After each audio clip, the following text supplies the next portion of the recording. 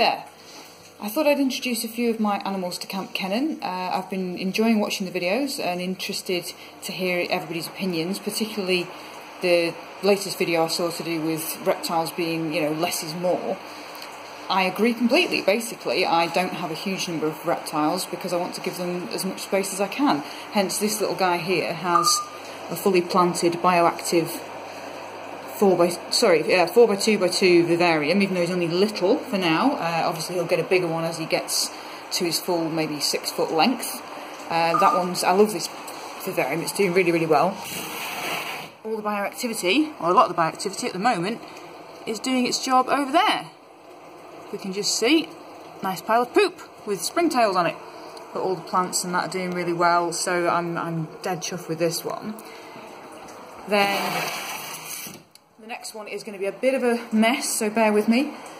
There's a waterfall going, that's what you can hear in the background in this bomb site, I'll be honest. At the moment it is being completely ripped out and redone, but that is for this dude over here. So he's just decided to have a stroll around my kitchen.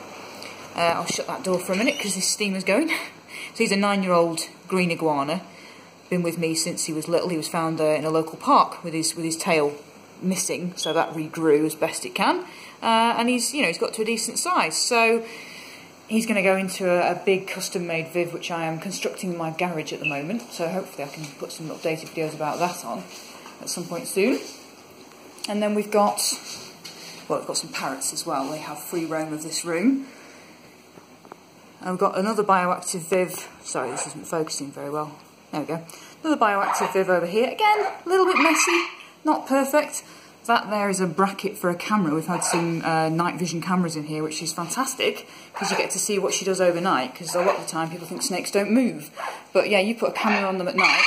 Sorry, that's the other parrot. Hi, Sid. So yeah, we've had cameras on overnight with Sorsha, and she gets all over the place. She uses her viv thoroughly. Excuse the duct tape on the back there, it'll get covered up at some point. It's not pretty, but it does its job and she loves it. She can go wherever she wants in here, and she's got lots of nooks and crannies to crawl around to give her lots of cover, which is what we wanted because she's a little bit shy. She's a rescue snake as well. Came from Reptile Rescue in Yorkshire, who do a fantastic job and hang on to snakes, lizards, parrots for as long as it takes to get them a home. So that's going to be revamped a bit and, you know, made more interesting, the background maybe. It's more for us than for her. She's quite happy in it as it is. Holds humidity beautifully as well, because with all that substrate. Spray her once a day for the plants as much as anything. So yeah, that's all we have in here. I mean, it's not a huge room. Hey guys, that's a rescue parrot as well. Well, they're both sort of rescue parrots. It's a bit of a plucked one, as you can see. But yeah, we just like to give everybody as much room as they can. You know, for a bit of a wander. Because obviously being in the UK, he does have to spend a lot of time in there, because obviously the climate here is completely horrendous for an iguana. You can't let them out much. Hopefully we're going to have an area for him to get out in summer. But that's, you know, it's very few days when you can actually let him out in proper sunshine, which is a shame. But that's why we do what we can in the house. That behind him is another tub of more bioactive critters. So there's some orange woodlice in there, and there'll be some more springtails, so I've got a bit of a colony going to repopulate the tanks if I need. His viv will be bioactive when it gets done. But it's all good, so I'm just really enjoying seeing everybody else is getting on the same wavelength with naturalistic enclosures and giving as much space as you can to your animals.